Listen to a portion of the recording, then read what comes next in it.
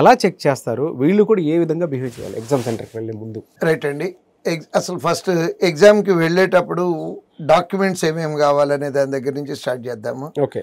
Hall ticket, preliminary అయితే preliminary hall ticket, 2 ఫోటోగ్రాఫ్లు, next మన Aadhaar card original, దాంతోపాటు దాని యొక్క జిరాక్స్.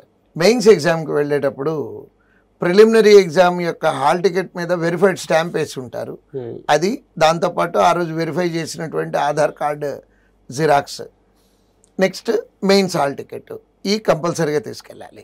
లోపలికి వెళ్ళేటప్పుడు టైంకి వెళ్ళాలి.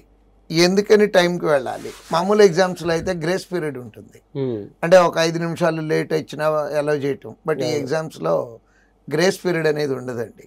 టైంకి ఆన్ డాట్, అంటే దాంట్లో ఎంట్రీ టైం ఉంటుంది.